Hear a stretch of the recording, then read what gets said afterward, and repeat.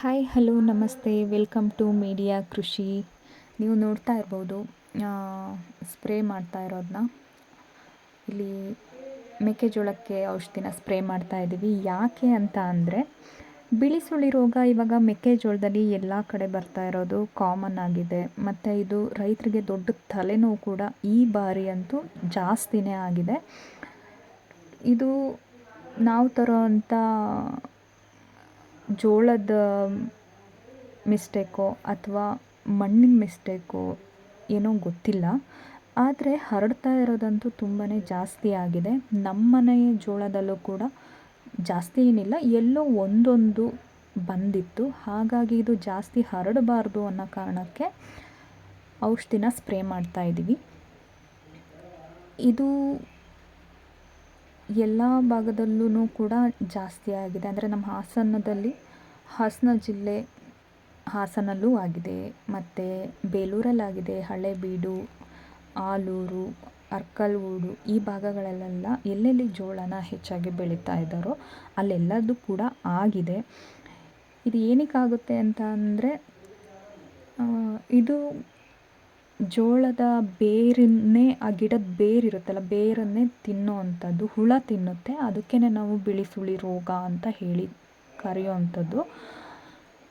ಇದು ಎಲೆ ಬಂದು ಹಳದಿಗೆ ಬರುತ್ತೆ. ಹಳದಿ ಬಂದ ನಂತರ ಬಿಳಿ ಬಣ್ಣಕ್ಕೆ ಟರ್ನ್ ಆಗುತ್ತೆ. ಅದು ನಮಗೆ ಗೊತ್ತಾಗುತ್ತೆ ಬಿಳಿ ಸುಳಿ ರೋಗ ಬರ್ತಾ ಇದೆ ಅನ್ನೋದು. ಜೋಳಕ್ಕೆ ಒಂದು 25 ದಿನ ಆದಮೇಲೆ ನಮಗೆ ಗೊತ್ತಾಗ್ಬಿಡುತ್ತೆ ಜೋಳ ಚೆನ್ನಾಗಿ ಬೆಳವಣಿಗೆ ಆಗಿದೆ ಅಂತ. ಅಂದರೆ ಅದು ಕಲ್ಲರ್ ಚೇಂಜಸ್ ಆಗಿರುತ್ತೆ. ಮಾಮೂಲಿ ಎಲ್ಲ ಜೋಳ ಥರ ಹಸಿರು ಬಣ್ಣದಲ್ಲೇ ಇರಲ್ಲ, ಅದು ಚೇಂಜಸ್ ಆಗಿರುತ್ತೆ. ಅದನ್ನು ನಾವು ನೋಡ್ಕೋಬೇಕು. ಈಗ 1-2 ಬಂದಿದೆ ಅನ್ನುವಾಗಲೇ ಅದಕ್ಕೆ ಏನು ಪ್ರಿಪ್ರೇಷನ್ನ ಮಾಡ್ಕೋಬೇಕು, ಜಾಸ್ತಿ ಹರಡದೇ ಇರೋ ಥರ ಹೇಗೆ ನೋಡ್ಕೋಬೇಕು, ಅದನ್ನು ನಾವು ಮೊದಲೇ ನೋಡಿಕೊಂಡು ನಿಮ್ಮ ಹತ್ತಿರದಲ್ಲಿರೋ ಅಂಥ ಔಷಧಿ ಅಂಗಡಿಗಳಲ್ಲಿ, ಅಥವಾ ಅಂದರೆ ನೀವು ಯಾವಾಗಲೂ ತೊಗೊಂಡು ಗೊತ್ತಿರಬೇಕು, ಅವರು ಎಲ್ಲದೂ ತಿಳ್ಕೊಂಡಿರೋ ಅಂಥ ಔಷಧಿ ಅಂಗಡಿ, ಬೇರೆ ಔಷಧಿ ಅಂಗಡಿಗಳಲ್ಲಿ ತೊಗೊಳಕ್ಕೆ ಹೋಗಬೇಡಿ. ಯಾಕೆ ಅಂತಂದರೆ ಅದು ಒಬ್ರೊಬ್ಬರಿಗೆ ಗೊತ್ತಿರುತ್ತೆ ಅಥವಾ ಗೊತ್ತಿರಲ್ಲ, ಅವರೇನೋ ಮಿಸ್ಟೇಕ್ ಮಾಡೋದು, ನಾವು ಅವ್ರು ಹೇಳಿದ್ದನ್ನು ಕೇಳ್ಕೊಂಡು ತೊಗೊಬರೋ ಅಂಥದ್ದು, ಅದೆಲ್ಲ ತಪ್ಪಾಗಿಬಿಡುತ್ತೆ. ಹಾಗಾಗಿ ಎಷ್ಟೋ ಬೆಳೆಗಳು ಕೂಡ ಹೋಗಿರುತ್ತೆ. ಅದು ಗೊತ್ತಿರಲ್ಲ, ನಮ್ಮ ಗಮನಕ್ಕೆ ಬಂದಿರಲ್ಲ. ಆದರೆ ಇದನ್ನೆಲ್ಲ ತಿಳ್ಕೊಂಡು ನಮಗೆ ಗೊತ್ತಿರೋ ಅಂಥ ಔಷಧಿ ಅಂಗಡಿಗಳಲ್ಲಿ ತಂದ್ರೇ ಒಳ್ಳೆಯದು. ಅಥವಾ ನಿಮ್ಮ ಹತ್ತಿರದಲ್ಲಿರೋ ಅಂಥ ಕೃಷಿ ಆಫೀಸ್ಗಳಲ್ಲಿ ಹೋಗಿ ಕೇಳಿದರೆ ಅವರೇ ಸಜೆಸ್ಟ್ ಮಾಡ್ತಾರೆ, ಇದಕ್ಕೆ ಇದನ್ನು ಮಾಡಿ, ಹೀಗೆ ಮಾಡಿ ಅಂತ ಹೇಳಿ. ಅದೇ ರೀತಿ ಮಾಡಿದ್ರೆ ಜೋಳನ ನಾವು ಉಳಿಸ್ಕೋಬೋದು. ಇದು ಹರಡಿದ್ರೆ ಇದೊಂಥರ ವೈರಸ್ ಇದ್ದಾಗೆ, ಒಂದರಿಂದ ಒಂದಕ್ಕೆ ಹರಡೋ ಅಂಥದ್ದು ಸೋಂಕು. ಹಾಗೆ ಇದು ಯಾವಾಗಲೂ ನಾವು ಒಂದೇ ಬೆಳೆನ ಬೆಳೀತಾ ಹೋದ್ರೂ ಬರುತ್ತೆ ಅಂತ ಹೇಳ್ತೀವಿ. ಆಮೇಲೆ ಶುಂಠಿ ಬೆಳೆ ನಾನು ನೋಡಿರೋ ಬಿತ್ತನೆ ಬೀಜ ತಗೊಂಡಾಗ ನಮಗೆ ಗೊತ್ತಿರಲ್ಲ ಇದು ಬರುತ್ತೋ ಬರಲ್ವೋ ಅನ್ನೋದು ಗೊತ್ತಿರಲ್ಲ. ಹಾಗಾಗಿ ಅದರಿಂದನೂ ಬರೋ ಸಾಧ್ಯತೆ ಇರುತ್ತೆ. ಅದಕ್ಕೆ ಯಾವುದೇ ರೋಗ ಬರಬಾರ್ದು ಅಂತ ಹೇಳಿ ನಾನು ನೋಡಿರೋ ಹಾಗೆ ಎಲ್ಲಿ ಅತಿ ಹೆಚ್ಚು ಶುಂಠಿನ ಬೆಳೆದಿರ್ತಾರೆ, ಶುಂಠಿ ಹಾಕಿದ ಜಾಗದಲ್ಲಿ ಶುಂಠಿ ಕಿತ್ತ ನಂತರ ಜೋಳ ಹಾಕಿದಾಗ ತುಂಬಾ ಬಿಳಿ ಸುಳಿ ರೋಗ ಕಾಣಿಸ್ಕೊಳ್ತಾ ಇದೆ. ಅದು ಯಾಕೆ ಅಂದರೆ ಶುಂಠಿ ಡೆವಲಪ್ ಆಗಲಿ ಅನ್ನೋ ಕಾರಣಕ್ಕೆ ತುಂಬಾ ನಾವು ಡೆವಲಪಿಂಗ್ ಔಷಧಿನ ಹೊಡಿತೀವಿ, ಸ್ಪ್ರೇನ ಜಾಸ್ತಿ ಮಾಡಿರ್ತೀವಿ. ಅಲ್ಲಿ ಪೋಷಕಾಂಶ ಇರಲ್ಲ ಮಣ್ಣಿಗೆ, ಚೆನ್ನಾಗಿ ಸ್ಪ್ರೇ ಮಾಡಿಬಿಡ್ತೀವಿ. ಅದು ಫಲವತ್ತತೆನೇ ಕಳ್ಕೊಂಡಿರುತ್ತೆ. ಏನಾಗುತ್ತೆ ಕಾಣಿಸ್ರೆ ಬಿಳಿ ಸುಳಿ ರೋಗ ಆ ಜಾಗದಲ್ಲಿ ಅತಿ ಹೆಚ್ಚಾಗಿ ಕಾಣಿಸ್ಕೊಂಡಿದೆ. ಇದು ನಾನು ನೋಡಿರೋ ಥರ. ನಿಮ್ಮಲ್ಲಿ ಹೇಗೋ ನನಗೆ ಗೊತ್ತಿಲ್ಲ, ನಾನು ನೋಡಿರೋ ಹಾಗೆ ಬಂದಿದೆ, ಹಾಗಾಗಿ ಹೇಳಿದೆ. ನಿಮಗೇನಾದರೂ ಗೊತ್ತಿದ್ದರೆ ಅದನ್ನು ನನಗೆ ಕಮೆಂಟಲ್ಲಿ ತಿಳಿಸಿ, ಓಕೆನಾ?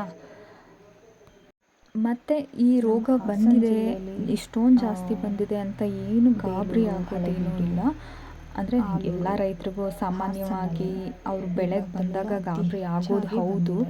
ಆದರೆ ದೊಡ್ಡ ತೊಂದರೆ ಸ್ವಲ್ಪ ಬಂದಾಗಲೇ ಅದನ್ನು ನೋಡಿಕೊಂಡು ಅದಕ್ಕೆ ಏನೇನು ಮಾಡಬೇಕು ಅಂದರೆ ಕೃಷಿ ಇಲಾಖೆಗೆ ಹೋಗಿ ಅಥವಾ ರೈತ ಸಂಪರ್ಕ ಕೇಂದ್ರಗಳು ನಿಮ್ಮಲ್ಲಿ ಹತ್ತಿರದಲ್ಲೇ ಇರುತ್ತೆ, ಅಲ್ಲಿಗೆಲ್ಲ ಹೋಗಿ ಅವರನ್ನು ಕೇಳಿದ್ರೆ ಅವರೇ ಬಂದು ನೋಡಿ ನಮಗೆ ಈ ಥರ ಔಷಧಿಗಳನ್ನ ಹಾಕಿ ಅಂತಲೂ ಹೇಳ್ತಾರೆ. ಅದನ್ನು ತಗೊಬಂದು ಅವ್ರು ಹೇಳಿದ ಟೈಮಿಗೆ ಕರೆಕ್ಟಾಗಿ ಫಾಲೋ ಅಪ್ ಮಾಡಿ ಸ್ಪ್ರೇ ಮಾಡಿದ್ರೆ ಜೋಳ ಒಂದಷ್ಟು ಹಾಳಾದ್ರೂ ಮಿಕ್ಕಿದಾದರೂ ನಮಗೆ ಉಳ್ಕೊಳ್ಳುತ್ತೆ. ಹೀಗಾಗಿ ಕೂಡ ತುಂಬ ಗಾಬರಿಯಾಗಿ ಅಯ್ಯೋ ಹೋಯಿತು ಜೋಳ ಹೋಯಿತು ಅನ್ನೋ ಬೇಜಾರೇನು ಬೇಡ. ಅದು ಬರದೇ ಇರೋ ಥರ ನೋಡಿಕೊಂಡ್ರೆ ಆಯಿತು. ನೋಡಿ ಈಗಾಗಲೇ ಮಳೆ ಬರ್ತಿದೆ, ಅದಕ್ಕೆ ಅಷ್ಟೊಂದು ಫಾಸ್ಟಾಗಿ ನಾವು ಮಾಡ್ತಾ ಇದ್ವಿ ಅಂತ ಹೇಳಿದೆ. ನಮ್ಮ ಕಡೆ ಆಲ್ರೆಡಿ ಮಳೆ ಸ್ಟಾರ್ಟ್ ಆಯಿತು, ಆದರೂ ನಾವು ಮುಗಿಸ್ಲೇಬೇಕಾಗಿತ್ತು ಔಷಧಿನ ಹೊಡೆದು. ಹಾಗಾಗಿ ಸ್ಪ್ರೇ ಮಾಡ್ತಾನೆ ಇದ್ವಿ. ನಾವು ಯಾರಿಗಿಂತ ಏನು ಕಡಿಮೆ ಇಲ್ಲ ಅಲ್ವಾ. ಹುಡುಗಿರು ಅಂತ ಮಾಸ್ಕ್ನ ಯೂಸ್ ಮಾಡಿ ಏನು ಹಾಗೆ ಮಾಡಬಾರ್ದು ಮಾಡಬಾರ್ದು ಅದೆಲ್ಲ ಇಲ್ಲ. ನೋಡಿ ನಾವು ಯಾವುದೇ ಹುಡುಗರಿಗೂ ಕಡಿಮೆ ಇಲ್ಲ. ಜೋಳನೂ ಹಾಕ್ತೀವಿ, ಸ್ಪ್ರೇ ಕೂಡ ಮಾಡ್ತೀವಿ, ಎಲ್ಲ ಕೆಲಸನೂ ನಾವೇ ಮಾಡ್ಕೋತೀವಿ. ಸೊ ಯಾರ ಮೇಲೂ ಡಿಪೆಂಡ್ ಆಗಲ್ಲ. ನಮ್ಮ ಕೆಲಸನ ನಾವು ನೀಟಾಗಿ ಮಾಡ್ಕೊತೀವಿ. ಹಾಗಾಗಿ ನೀವು ಕೂಡ ಆ ಟೈಮಿಗೆ ಕರೆಕ್ಟಾಗಿ ಏನು ಬೆಳೆನ ಬೆಳೆದಿರ್ತೀರ ಅದನ್ನು ನಮ್ಮನ್ನು ಹೇಗೆ ನಾವು ಕೇರ್ ಮಾಡ್ಕೊತೀವಿ ಹಾಗೆಯೇ ಬೆಳೆಗಳನ್ನೂ ಕೇರ್ ಮಾಡಿದ್ರೆ ಲಾಭನ ಪಡಿಬಹುದು. ಇಲ್ಲ ಅಂತ ಸ್ವಲ್ಪ ಕೂಡ ನೆಗ್ಲೆಕ್ಟ್ ಮಾಡಿದ್ರೆ ಅದು ಹಾಳಾಗಿಬಿಡುತ್ತೆ ಅಥವಾ ಇಳುವರಿ ಕಡಿಮೆ ಆಗುತ್ತೆ, ನಮಗೆ ಲಾಸು ಇಳುವರಿ ಕಡಿಮೆ ಆದರೆ. ಆದ್ದರಿಂದ ಯಾರೂ ಕೂಡ ನೆಗ್ಲೆಕ್ಟ್ ಮಾಡಬೇಡಿ. ನಮ್ಮ ಕೆಲಸನ ನಾವೇ ಮಾಡ್ಕೋಬೇಕು. ಹಾಗಾಗಿ ನೋಡಿ ನಾನು ಹೇಗೆ ಸ್ಪ್ರೇ ಮಾಡ್ತಾಯಿದ್ದೀನಿ, ನೀವು ಹಾಗೆ ಯಾರ ಮೇಲೂ ಡಿಪೆಂಡ್ ಆಗದೆ ಸ್ಪ್ರೇನ ಮಾಡಿ. ಹಾಗಂತ ನಾನು ಏನೋ ಕೆಲಸ ಮಾಡ್ತೀನಿ ಅಂತ ಹೇಳ್ತಾ ಇಲ್ಲ. ಆದರೆ ನಮ್ಮ ಕೆಲಸನ ಆ ಟೈಮಿಗೆ ಕರೆಕ್ಟಾಗಿ ಮಾಡೋದ್ರಿಂದ ಹೆಲ್ಪ್ ಆಗುತ್ತೆ. ಅದಕ್ಕೆ ಹೇಳಿದ್ದು ನನಗೆ ಸ್ವಲ್ಪ ಡಿಸ್ಟರ್ಬೆನ್ಸ್ ಇದೆ, ವಾಯ್ಸ್ ಸರಿ ಕೇಳಿಸಲ್ಲ ಅಂತಂದರೆ ಯಾಕೆ ಅಂದರೆ ಮಳೆ ಬರ್ತಿದೆ. ನಮ್ಮ ಸೈಡಲ್ಲಿ ಮಳೆ ಇರೋದ್ರಿಂದ ಸ್ವಲ್ಪ ಡಿಸ್ಟರ್ಬೆನ್ಸ್ ಇದೆ, ಹಾಗಾಗಿ ಅಡ್ಜಸ್ಟ್ ಮಾಡ್ಕೊಳ್ಳಿ. ಇನ್ನೊಂದು ಮುಖ್ಯವಾದ ವಿಷಯ ಏನಂದರೆ, ನಮ್ಮ ಮೀಡಿಯಾ ಕೃಷಿ ಯೂಟ್ಯೂಬ್ ಚಾನಲಲ್ಲಿ ಇದೇ ನನ್ನ ಮೊದಲನೇ ವಿಡಿಯೋ. ಸೊ ಎಲ್ಲರೂ ನನಗೆ ಸಪೋರ್ಟ್ ಮಾಡಿ, ಲೈಕ್ ಮಾಡಿ, ಶೇರ್ ಮಾಡಿ, ಕಮೆಂಟ್ ಮಾಡಿ ಮತ್ತು ಸಬ್ಸ್ಕ್ರೈಬ್ನ ಮಾಡ್ಕೊಳ್ಳಿ. ಇದೇ ರೀತಿ ಬೇರೆ ಬೇರೆ ಕೃಷಿನ ನಾವು ಯಾವುದನ್ನು ಕೃಷಿ ಎಲ್ಲ ಮಾಡಿದ್ದೀವಿ ಅದ್ರ ಬಗ್ಗೆನೂ ಕೂಡ ಇನ್ಫಾರ್ಮೇಷನ್ ನಿಮಗೆ ಕೊಡ್ತೀವಿ. ನಾವು ಯಾವ್ಯಾವ ಟೈಮಲ್ಲಿ ಹೇಗೆ ಗೊಬ್ಬರ ಆಗಿರ್ಬೋದು, ಔಷಧಿ ಆಗಿರ್ಬೋದು, ಅದಕ್ಕೆ ಏನೇನು ಕೆಲಸ ಮಾಡಬೇಕು ಆ ಕೆಲಸಗಳದ್ದು ಪ್ರತಿಯೊಂದು ಡೀಟೇಲ್ಸ್ನ ಇದರಲ್ಲೇ ತಿಳಿಸ್ಕೊಡ್ತೀನಿ. ಸೊ ನೀವು ಕೂಡ ಸಪೋರ್ಟ್ ಮಾಡಿ. ಆದರೆ ಮಳೆ ಜಾಸ್ತಿ ಆಗ್ತಾ ಇರೋದ್ರಿಂದ ನಾವು ಕೆಲಸನ ಬೇಗ ಬೇಗ ಮುಗಿಸ್ಕೊಂಡು ಮನೆಗೆ ಹೋಗ್ತೀವಿ. ಸೊ ಸಬ್ಸ್ಕ್ರೈಬ್ ಮಾಡೋದನ್ನ ಮರಿಬೇಡಿ. Thank you all.